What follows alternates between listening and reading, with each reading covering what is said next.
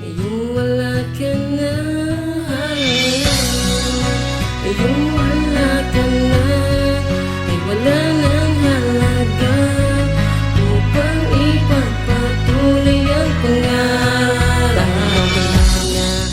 Ngayong wala ka na, ay wala nang saysay pa upang mangarap pa.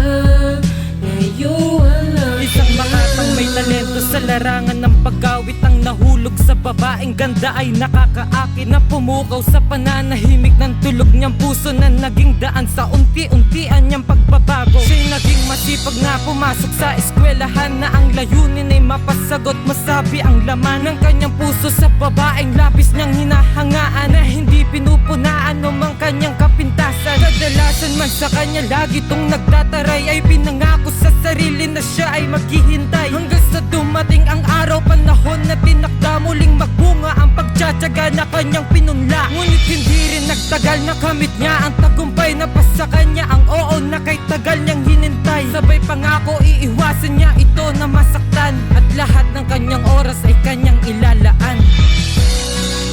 Ngayong wala ka na, ay wala nang halaga upang ipagpatuloy ang pangarap. Dahil wala ka na, ngayong wala ka na, ay wala nang saysay pa upang mangarap pa.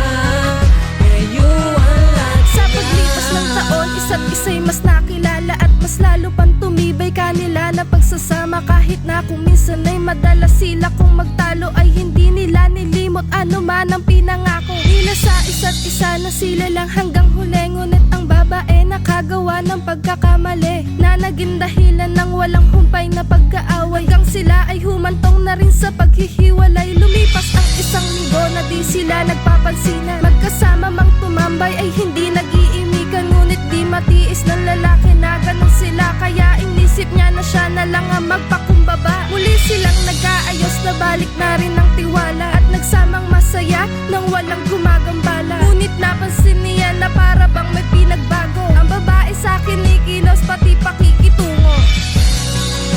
Ngayong wala ka na, ay wala nang halaga upang ipagpatuloy ang pangarap. Dahil wala ka na, ngayong wala ka na, ay wala nang saysay pa upang mangarap pa.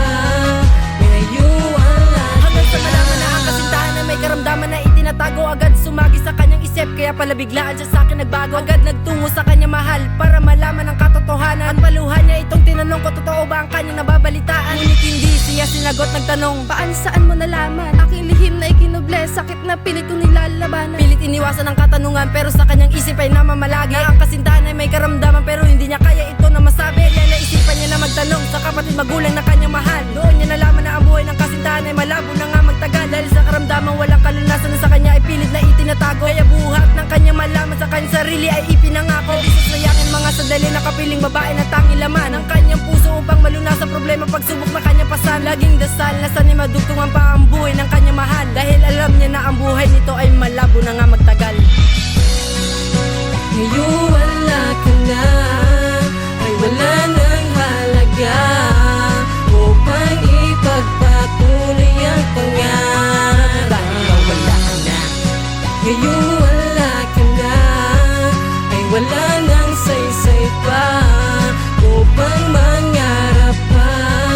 Ngayong wala At ka dumating ang araw na di inasahan sa gitna ng pagkakaimbing, siya'y nagising nang dahil sa kanyang ina na tila nagmamadaling. Pumasok sa kanyang silid na tangang balita na di niya ikinatuwa, mga masamang pangyayari na dahilan ng pagtulo ng luha sa kanyang mata. Agad nagtungo siya sa tahanan kung saan ang mahal niya ay naroroon. Tanging inabutan niya lamang bangkay ng babae, tanong niya, o bakit o Panginoon? Ang aga mo sa akin binawi, kulang ba lahat ng inalay kong mga dasal? Para ganong kabilis mo na lang bawiin sa akin ang aking mahal. Habang kanyang iyapos, hindi niya mapigil ang sarili na di umiyak dahil alam niya na di na maibabalik ang buhay ng kanyang naging kabiyak. Daan ng oras, buwan na lumipas, di niya na nagawang na muling balikan. Ang nakasanay ang pagsulat ng awit kung saan kilala siya bilang batikan. Wala na kanyang inspirasyon pero sa kanyang isip ay namamalagi. Lahat ng kanyang mga pinangako na sa kanyang puso ay mananatili.